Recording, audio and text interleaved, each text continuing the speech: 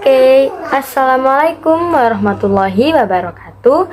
Bertemu lagi dengan saya Dwi Adinda Solihah. Dalam kesempatan kali ini saya akan membahas tentang asam dan basa part 2. Disimak lebih lanjut ya. Adapun yang pertama tentang keseimbangan kimia. Keseimbangan kimia dibagi menjadi dua. Yang pertama ada keseimbangan asam dan basa. Yang kedua ada keseimbangan kelarutan. Selanjutnya yang pertama ada ciri-ciri asam. Jadi ciri-ciri asam itu apa aja sih?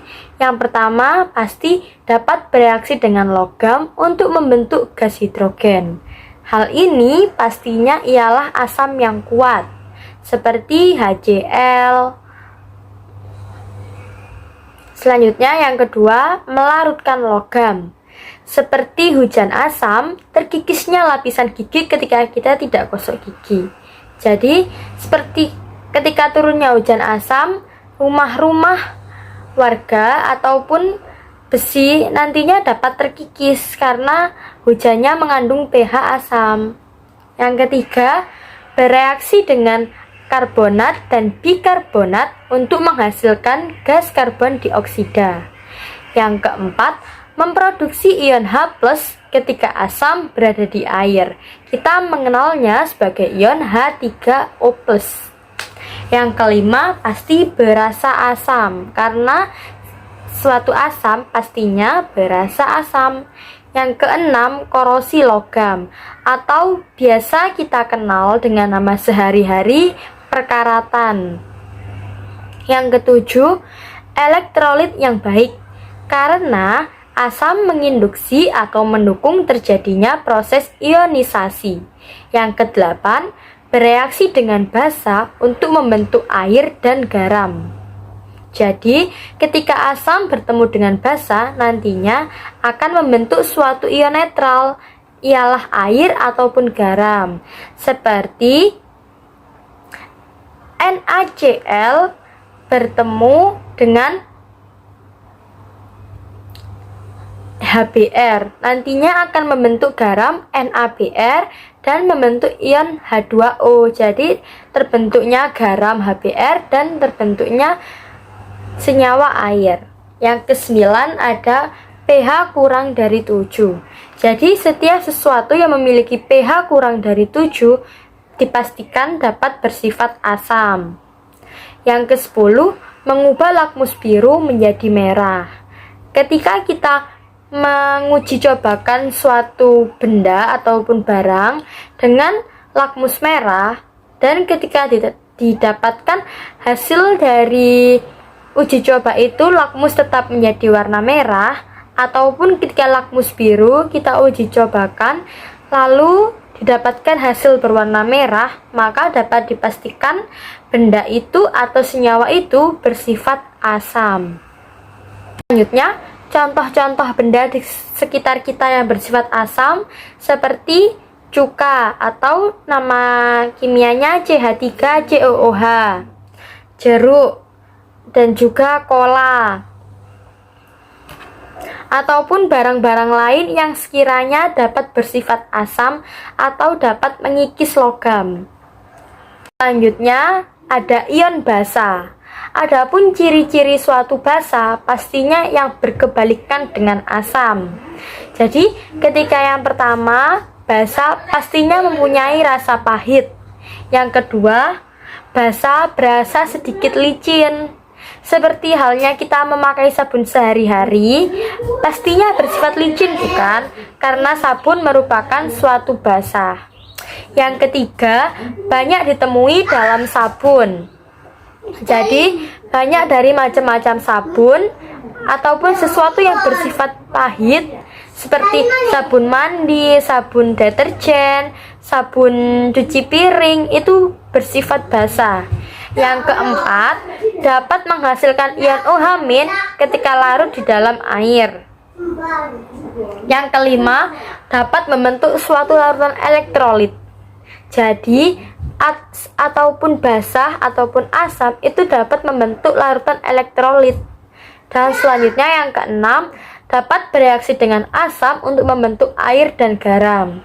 Seperti yang telah saya jelaskan pada slide asam, basa juga sama seperti asam, dapat membentuk suatu air ataupun garam ketika ia bereaksi dengan asam.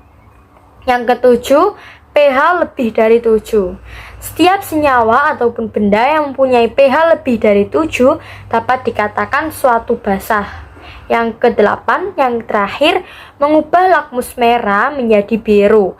Ketika asam dapat mengubah lakmus biru menjadi merah, maka basa mempunyai kebalikan dari suatu sifat asam. Basa ketika lakmus merah dapat menjadi biru. Seperti halnya ketika kita uji cobakan suatu larutan NH3 atau amonium dalam suatu lakmus merah, maka dapat dipastikan lakmus merah tersebut berubah menjadi warna biru. Next, selanjutnya, contoh benda di sekitar kita yang bersifat basah pastinya sangat banyak, seperti sabun mandi, sabun cuci baju, deterjen, ataupun amonium hidroksida. Ada selanjutnya ada natrium hidroksida ataupun bahan-bahan lainnya yang ia memiliki ion OH- di dalamnya. Oke, selanjutnya yang pertama ada teori tentang asam basa. Yang pertama ada teori dari Arrhenius. Arrhenius mengatakan asam adalah bagian dari air yang berguna untuk meningkatkan konsentrasi dari ion H+. Sedangkan basa ialah bagian dari air yang berguna untuk meningkatkan konsentrasi dari ion OH-. Kelemahan dari basa sendiri ialah banyak senyawa ataupun benda di sekitar kita yang bersifat basa, tetapi tidak dijumpai ion OH- di dalamnya. Seperti yang kita ketahui, yang pertama ada NaOH ataupun natrium hidroksida. Dengan reaksi ionisasi dari Na plus OH- menjadi suatu NaOH. Yang kedua ada KOH, kalium hidroksida. KOH sendiri berasal dari ion K plus dan OH- menjadi satu menjadi ion KOH. Selanjutnya ada MgOH2 dari magnesium 2 plus Mg2 plus 2 OH- menjadi MgOH2 dengan nama latin magnesium hidroksida. Selanjutnya bisa kalian baca sendiri. Oke, next, teori dari Bronsted-Lowry.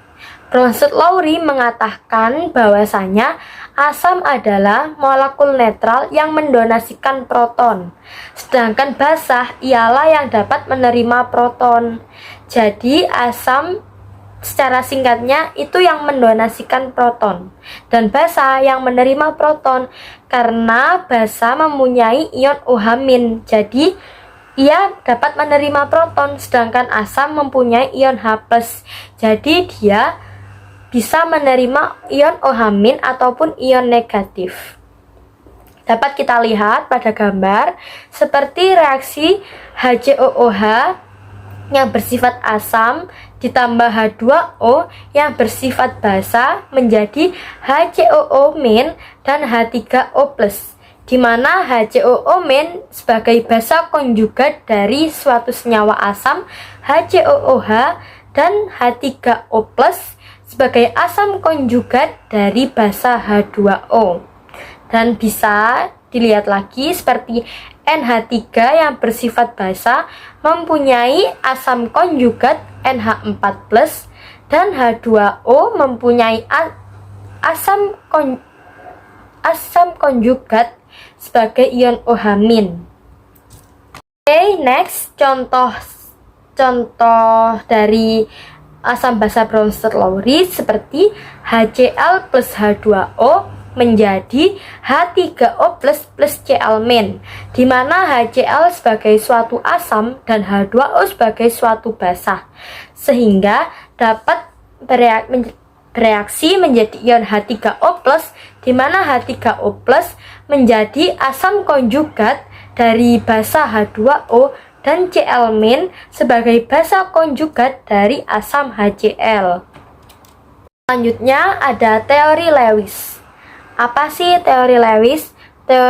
Teori Lewis ialah asam di mana ia menerima pasangan elektron dan basa di mana ia mendonorkan pasangan elektron.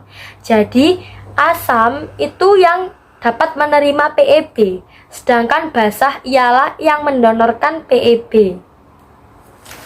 Dapat diketahui pada gambar seperti BF3 plus NH3 menjadi BF3NH3, di mana B berikatan dengan F dan N mendonorkan PeB-nya kepada B sehingga dapat berikatan menjadi suatu senyawa BF3NH3. Oke, next, selanjutnya slide yang terakhir dari asam basa part 2 ialah pH dan pOH. pH dapat dari ion H+, ketika ion H+-nya bernilai 1, maka didapatkan pH bernilai 0. Ketika ion H+-nya bernilai 10⁻⁻1, didapatkan pH 1.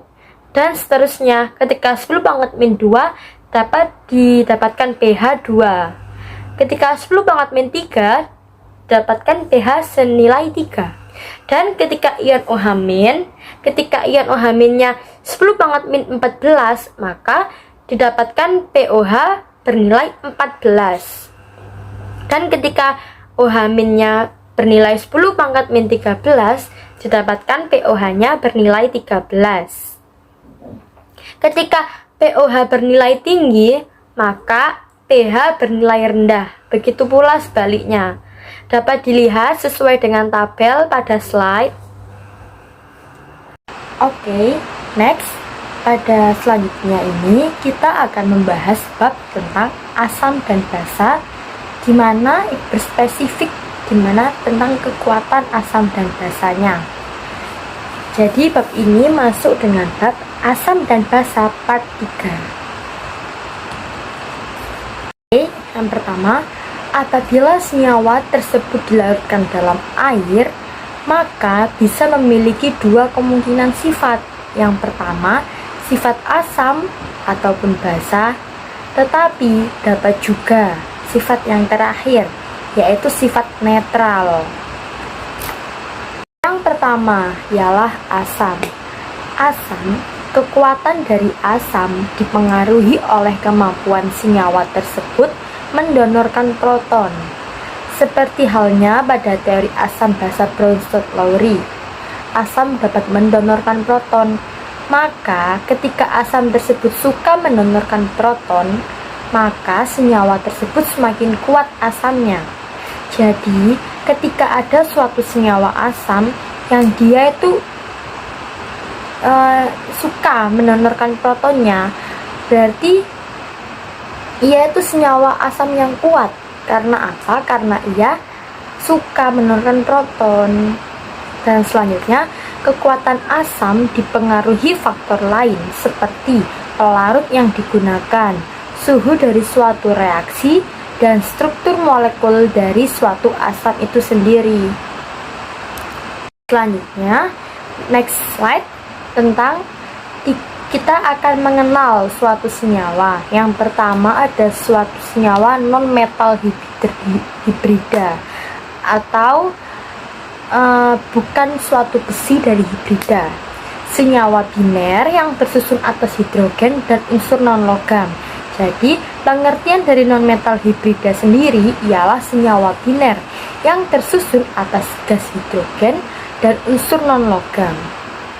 Adapun dua faktor yang menentukan kuat tidaknya suatu atom dilihat dari kemampuan melepaskan proton. Itu dapat dilihat dari yang pertama, keelektronegativitas dari non-logam pusat. Jadi, elektronegativitas dari non-logam pusat dari kiri ke kanan, elektronegativitasnya meningkat. Dari bawah ke atas berarti menurun. itulah yang dapat menyebabkan adanya suatu keasaman. Yang kedua ialah kekuatan ikatan antar atom. Jadi kekuatan ikatan dari atas ke bawah, kekuatan berkurang, kekuatan menariknya H+-nya itu semakin mudah dipasang. Selanjutnya, asam yang kuat lebih mudah melepaskan ion H+. Seperti halnya HCl. HCl lebih mudah melepaskan H+, sehingga Cl dapat berikatan dengan suatu basa yang kuat seperti NaOH dan membentuk garam menjadi NaCl. Senyawa yang kedua ada ion logam terhidrasi. Apa sih ion logam terhidrasi itu? Ion logam terhidrasi ialah suatu senyawa di mana ia dapat mentransfer ion H+ ke air. Jadi, di mana ketika ada suatu senyawa, ia menghasilkan ion H+ dan dapat mentransfernya ke air, senyawa itulah yang dinamakan dengan ion logam terhidrasi. Adapun slide selanjutnya ialah tentang senyawa oksida. Apa sih senyawa oksida itu? Senyawa oksida ialah senyawa yang setidaknya dalam senyawa tersebut ada suatu atom oksigen. Jadi, oksida itu dapat diklasifikasikan sebagai asam, basa, ataupun amfoter. Yang pertama ada oksida asam. Oksida asam ialah dengan ciri-ciri oksida non-metal di mana angka oksidanya tinggi, maka ia itu pasti dapat dikatakan suatu asam. Jadi, ketika ada suatu senyawa dengan angka oksidanya tinggi dan senyawa itu non-metal, maka dapat dikatakan ia termasuk asam. Dan yang kedua, ciri-ciri yang kedua, oksida non-metal di mana angka oksidanya lemah, maka dia tidak bisa dikatakan suatu asam. Selanjutnya yang kedua ada oksida basa. Oksida basa sendiri adalah oksida yang ketika bereaksi dengan air dapat menghasilkan basa. Semua logam alkali dan logam alkali tanah adalah suatu basa. Jadi di mana logam alkali tanah itu ialah pasti suatu basa. Dan ciri-ciri selanjutnya, logam oksida ketika bereaksi dengan air maka menjadi logam hidroksida kecuali BeO, beryllium oksida. Dan selanjutnya yang terakhir, tidak ada oksida non-logam yang diketahui sebagai basa. Dan oksida yang terakhir ialah oksida amfoter. Oksida amfoter ialah oksida yang dapat bereaksi sebagai asam ataupun basa ketika direaksi dan dapat menghasilkan sebuah garam dan air. Dan selanjutnya slide yang terakhir ialah garam. Garam adalah ionik yang dibentuk dari reaksi suatu asam dan basa. Jadi, ketika ada suatu asam dan basa direaksikan, maka nanti akan dapat menghasilkan suatu garam dan suatu ion air, atau garam ataupun air. Dan adapun macam-macam dari garam dapat dibagi menjadi 4 klasifikasi garam. Yang pertama ada garam netral. Garam netral terbentuk dari asam kuat dan basa kuat. Ion dari garam netral tidak bisa bereaksi dengan air. Contohnya natrium nitrat. Natrium nitrat berasal dari Na+ plus NO3-. Dan yang kedua, ciri-ciri dari garam netral adalah semua logam golongan 1 dan 2 dan semua kation logam dengan bilog +1 itu adalah netral. Jadi seperti Na itu tuh suatu yang netral karena Na termasuk golongan 1. Dan selanjutnya ada garam asam. Garam asam dihasilkan dari reaksi asam kuat dan basa lemah.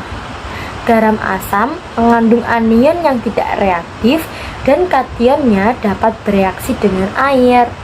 Contoh dari garam asam sendiri ialah NH4Cl dari NH4+ plus Cl-. Dan pembagian garam yang ketiga ialah garam basa. Seperti halnya dengan garam asam yang dihasilkan dari asam kuat dan basa lemah, maka ketika dinamakan garam basa ialah dari asam lemah dan basa kuat. Ciri-ciri dari garam basa sendiri mengandung kation non-reaktif dan anion yang dapat menerima proton dari air. Jadi garam basa itu kebalikan dari garam asam. Ketika garam asam mengandung anion yang tidak reaktif dan kation dapat bereaksi dengan air, maka garam basa ialah mengandung kation non-reaktif dan anion yang dapat menerima proton dari air. Contohnya NaCN dapat diuraikan dari Na plus Cn-. Selanjutnya pembagian garam yang terakhir ialah garam dari asam lemah dan basa lemah. Garam dari asam lemah dan basa lemah terjadi ketika reaksi antara asam lemah dan basa lemah. Garam dari asam lemah dan basa lemah dapat dilihat dari nilai Ka dan Kb. Nilai Ka dan Kb dapat menentukan keasaman atau kebasaan suatu garam tersebut. Contohnya seperti NH4Cn berasal dari NH4+ plus Cn-. Diketahui suatu senyawa tersebut bersifat asam lemah ataupun basa lemah garamnya, maka dilihat dari nilai Ka dan Kb dari suatu reaksi senyawa tersebut. Oke, materi selanjutnya ialah tentang buffer asam basa. Apa sih buffer asam basa itu?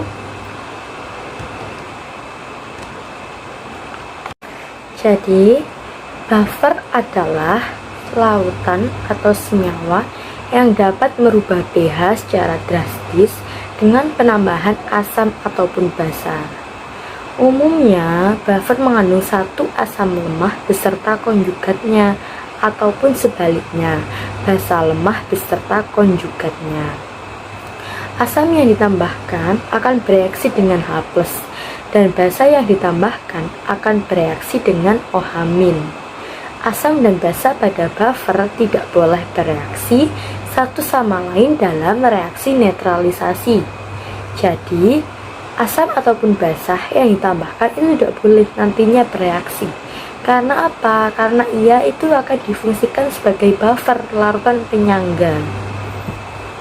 Selanjutnya, buffer dibagi menjadi dua. Yang pertama ada buffer asam. Buffer asam dibuat dari asam lemah dengan basa konjugatnya, seperti reaksi CH3COOH plus H2O menjadi H3O plus BCH3COO-. Komposisi buffernya adalah CH3COOH dan CH3COO-. Lah, komposisi buffer tersebut berasal dari apa? Berasal dari garam CH3COONA ataupun asam konjugat dari CH3COOH itu. Yang kedua ada buffer basah. Buffer basah ialah buffer yang berasal dari basa lemah dengan asam konjugatnya, seperti NH3 plus H2O menjadi OH- plus NH4+. Komposisi buffernya NH3 dan NH4+. Lah, NH4+ ini buffer dari mana? Buffer dari NH3, dari senyawa NH4Cl. Selanjutnya, alasan mengapa asam kuat dengan basa konjugatnya tidak bisa digunakan sebagai buffer. Contohnya seperti reaksi HCl plus H2O menjadi H3O plus Cl-. Asam kuat HCl memiliki basa konjugat yang sangat lemah, yaitu Cl-. Ion Cl- tidak punya kapasitas untuk menjadi larutan penyangga. Jadi, alasan mengapa asam kuat dengan basa konjugatnya tidak bisa digunakan sebagai buffer? Karena itu tadi, yang sebagai basa konjugatnya ataupun asam konjugatnya nantinya itu akan mempunyai ion yang lemah sehingga dia tidak mempunyai kapasitas sebagai larutan penyangga. Kita ada persamaan Henderson yang bertuliskan pH sama dengan pKa plus log basa per asam. Jadi di sini itu disebutkan persamaan Henderson sama dengan pH sama dengan pKa. pKa itu konsentrasi asam plus log basa per asam. Jadi basa yang di atas maksudnya itu basa lemahnya per asam konjugatnya, ataupun rumus dari suatu basa jadi memakai pOH. pOH sama dengan PKB atau konsentrasi basa min log asam per basa. Jadi asam lemah per basa konjugatnya. Selanjutnya ialah kapasitas buffer.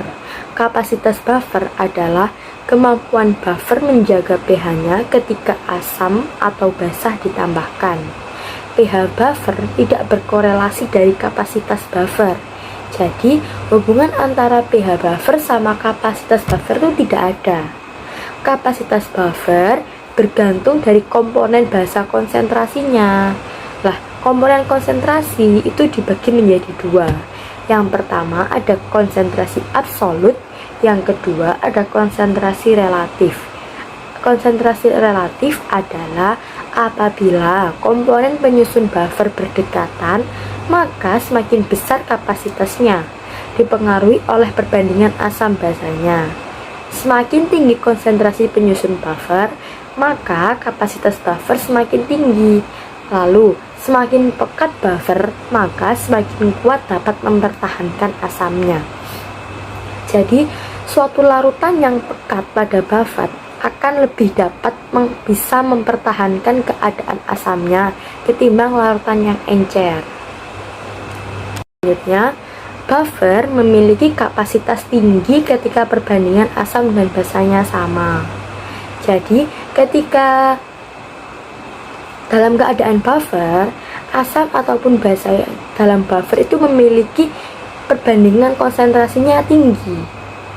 Selanjutnya, buffer yang pH equalnya mendekati pKa, maka komponen asamnya memiliki kapasitas lebih tinggi untuk diberikan ke dalam konsentrasi. Jadi seperti teori kekuatan asam basa sebelumnya, bahwa buffer yang memiliki pH equal atau pK itu yang mendekati pKa atau disebut dengan asam kuat, maka ia tuh lebih dapat bisa mendonorkan asamnya kepada konsentrasi lain. Selanjutnya, range buffer adalah range pH agar buffer dapat bekerja efektif. Hal ini juga berhubungan dengan konsentrasi buffer. Dan selanjutnya, apabila komponen rasio penyusun asam dan basa buffer jauh dari 1, maka itu akan mengakibatkan kurang efektif. Next, terakhir, adapun beberapa langkah yang harus disiapkan untuk membuat suatu larutan buffer. Yang pertama, menyiapkan pasangan asam dan basa konjugatnya, ataupun menyiapkan basa beserta asam konjugatnya. Jangan lupa ketika kita akan membuat buffer, maka yang harus dipilih adalah asam atau basa lemah. Tentukan pH buffer yang akan dibuat. Jadi, setelah menyiapkan pasangan asam basa konjugat ataupun basa asam konjugat, jangan lupa tentukan pH buffer yang akan dibuat. Lalu pilih pKa yang mendekati pH yang akan dibuat. Jadi ketika kita akan membuat semisal pH buffernya 5, jadi pilihlah suatu asam ataupun basa yang ia tuh pKa-nya tuh mendekati pH. Biar apa? Biar nantinya tuh dapat menjadi larutan penyangga. Yang kedua, temukan rasio asam basanya yang dapat membuat pH yang diinginkan. Jadi tentukan dulu penggunaan perbandingan rasio asam dan basanya, sehingga nantinya dapat membuat pH yang akan diinginkan. Lah, menentukan rasio asam basa ini dapat menggunakan persamaan rasio Henderson. Selanjutnya yang ketiga, Pilih konsentrasi buffer dan kalkulasikan untuk bercampur. Jadi selanjutnya pilih konsentrasi buffernya, lalu hitung berapa campuran yang akan dibuat, campuran asam yang akan diberikan ataupun basa yang akan diberikan. Biasanya konsentrasinya itu dari 0,05 mol sampai 0,5 mol. Biasanya sekitar segituan untuk membuat buffer. Selanjutnya yang keempat, campur seluruhnya bersama dan sesuaikan pH buffer dengan pH meter. Jadi selanjutnya campur konsentrasi antara asam ataupun dengan basa konjugatnya ataupun basa dengan asam konjugatnya menjadi satu, lalu sesuaikan dengan pH buffer menggunakan pH meter. Jadi hitung menggunakan pH meter. Selanjutnya yang terakhir, hitung sistem buffer dengan pH yang diinginkan. Jadi yang terakhir, jangan lupa hitung sistem buffernya itu menggunakan sistem pH yang diinginkan, biar nantinya mendapatkan pH buffer yang diinginkan dan diharapkan. Oke, bab selanjutnya kita akan membahas tentang kesetimbangan larutan ion. Jadi apa sih kesetimbangan larutan ion itu? Simak baik-baik ya. Ion sederhana ditandai dengan satu atom ion yang diikat seperti Na+, CH3COO-, H+, OH-, Al3+, dan lain-lain yang mempunyai ion tunggal. Adapun ion kompleks terdiri dari satu ion logam pusat. Logam tersebut berikatan secara kovalen sebanyak 2 atau lebih dengan anion atau molekul, di mana molekul yang berikatan dengan anion tadi disebut dengan ligan.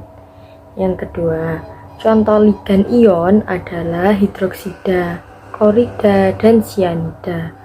Beberapa molekul dari ligan contohnya seperti air, karbon monoksida, dan amonia. Contoh dari senyawa ion kompleks sendiri seperti CrNH3 6,3+, AlOH3, NaNO, CH3COO-, dan lain-lain.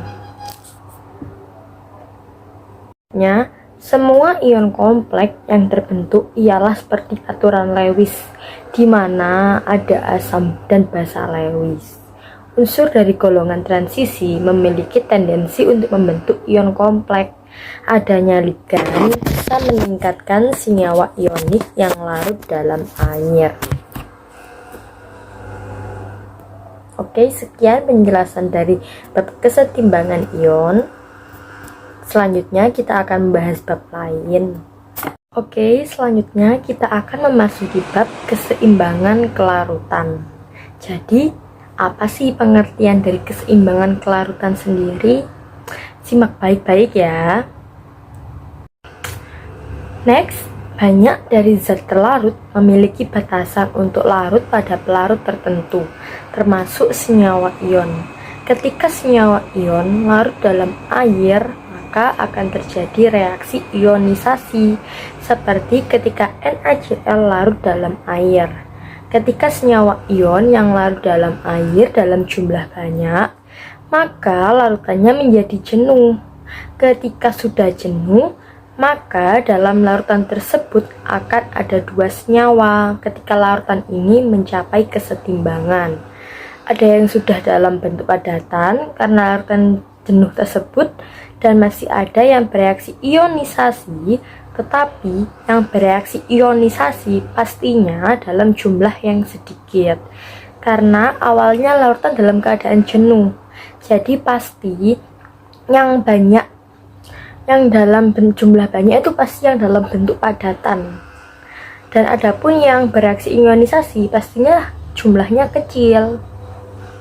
Contoh dari reaksi berikut seperti reaksi dalam air, ion akan berionisasi sebagai produk seperti PbF2 yang berbentuk solid atau padatan menjadi Pb2 plus yang berbentuk gas plus 2F- yang berbentuk gas atau aqueous. Larutan PbF2 dalam keadaan jenuh ketika dilarutkan dalam air maka akan menghasilkan ion Pb2 plus 2F-. Lah, terus berapa F- yang terbentuk? Dapat diketahui melalui rumus Qc sama dengan Pb2 plus kali F- pangkat 2. Kenapa pangkat 2? Karena diketahui konsentrasi 2F- ialah 2. Jadi dipangkatin 2 per PbF2. Qc PbF2 sama dengan Pb2 plus kali F- kuadrat. Qsp sama dengan Pb2 plus kali F- kuadrat. Ksp Ksp sama dengan Pb2 plus F- kuadrat itu sama dengan Ksp. Kenapa? Karena larutan itu dalam keadaan jenuh. Oke, next. Selanjutnya kita akan membahas tentang Ksp.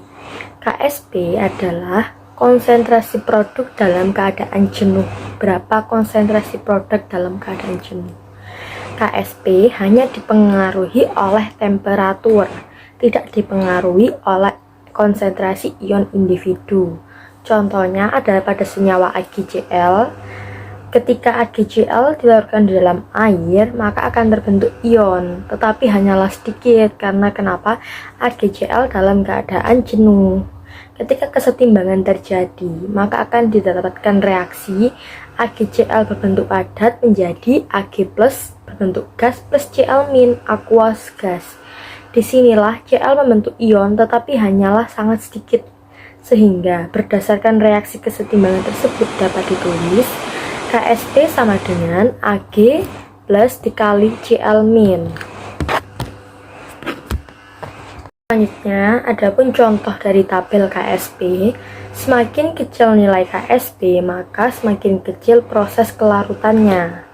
Dapat dilihat pada tabel seperti rumus AgI solid menjadi Ag plus aqueous plus I min aqueous.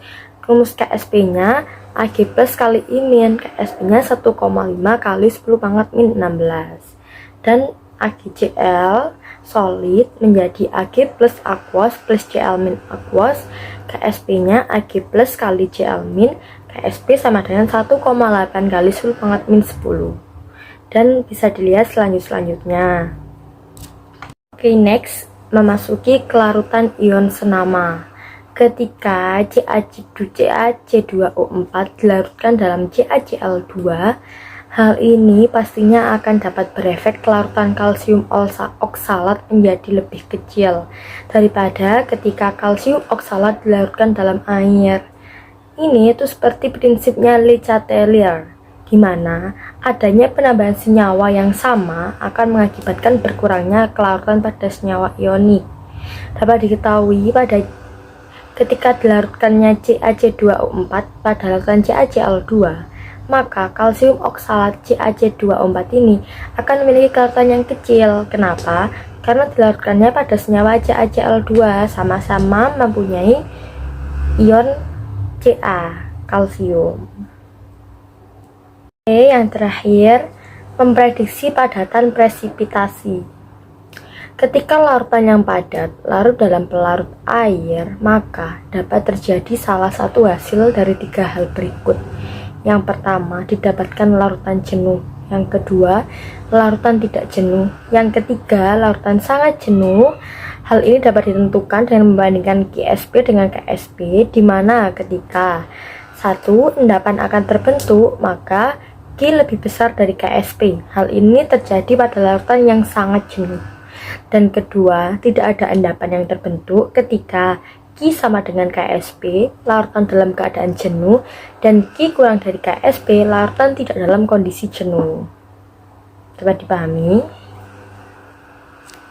Oke, sekian penjelasan bab asam basa dari saya. Jika ada salah kata atau kekurangan mohon dimaafkan karena saya juga masih banyak belajar. Sekian dari saya, kurang lebihnya mohon maaf. Wassalamualaikum warahmatullahi wabarakatuh.